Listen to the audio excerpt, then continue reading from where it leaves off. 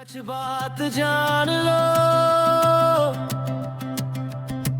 मंजिल अभी दूर है। सच बात जान लो, सपनों से आगे बढ़ो, मेहनत अभी बाकी है, यूं ही मत ठहरो। जो रुक गया बीच राह वो हार गया यार, जो चलता ही गया आगे उसी ने पाया प्यार।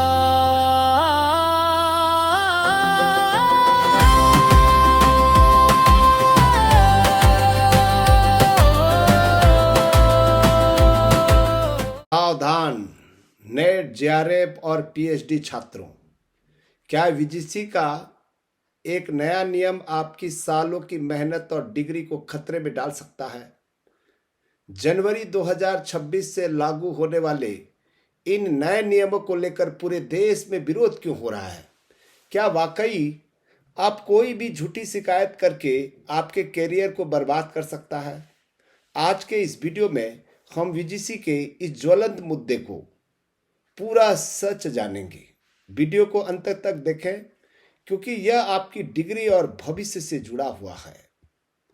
मैं एक बात यहाँ पर पूरी की पूरी सच्चाई के साथ में, ईमानदारी के साथ में आज के जो यूजीसी के जो नियम है उस पर हम चर्चा करेंगे।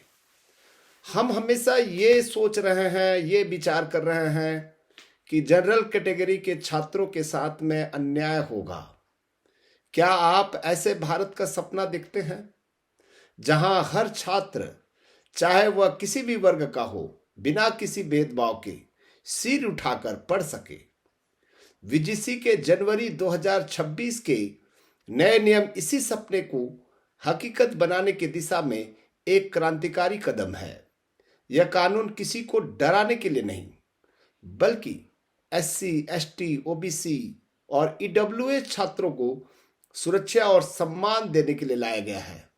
आइए जानते हैं कैसे यह नियम हमारे शिक्षण संस्थानों में भाईचारे और तरक्की का नया रास्ता खोलेंगे। क्यों पड़ी इस एक्ट की जरूरत? ये अहम विषय है। उच्च शिक्षा में सभी को समान अवसर मिले, इसी उद्देश्य से वीजीसी ने ये नए नियम लाया है। समाज के वंचित वर्ग, एससी, एसटी, ओबीसी के छात्रों को अक्सर कई तरह की मानसिक और सामाजिक बाधाओं का सामना करना पड़ता है। इस एक्ट को लागू करने का मुख्य कारण जो है, भेदभाव को जड़ से समाप्त करना है और हर छात्र के लिए समानता का अधिकार सुनिश्चित करना है। अब संस्थानों में जाति या श्रेणी के आधार पर पक्षपात करना संभव नहीं होगा। बिना डर और भय के पढ़ाई करना है यदि इस कानून का मुख्य उद्देश्य है, तो ये किसी एक वर्ग विशेष को परेशान करने वाली बात तो मुझे दिखाई नहीं देता है। इस कानून की सबसे अच्छी बात यह है कि अब हर शिक्षण संस्थान के लिए इक्विटी सेल बनाना अनिवार्य होगा। यह सेल छात्रों के लिए एक सुरक्षा कवच की तरह काम करेगा। यहां छात्र बिना किसी डर या संकोच के अपनी बात रख सकेंगे और अपनी समस्याओं का समाधान पा सकेंगे। जब छात्रों के मन से भेदभाव का डर निकल जाएगा, तभी वे अपनी पूरी ऊर्जा, अपने करियर और अपने शोध कार्य को निर्भीक तरीके से कर सकेगा। आप एक बात हमेशा ध्यान रखिएगा, अपनी पूरी ऊर्जा अपनी करियर और शोध पर लगा पाएगा। मिलजुल कर बनेगा सुनहरा भविष्य। मैं ये समझता हूं इस एक्ट के माध्यम से। अक्सर लोग झूठी शिकायतें या बदले की भावना की बात करते हैं, लेकिन हमें यह समझना होगा कि शिक्षित युवा समाज को जोड़ने का काम करते हैं, तोड़ने का नहीं। एससी, एसटी, ओबीसी वर्ग के छात्र यहां बदला लेने के लिए नहीं, बल्कि अपना भविष्य संवारने और देश की तरक्की में योगदान देने आए हैं। यह कानून सभी वर्गों के छात्रों के बीच एक सेतु का काम करेगा।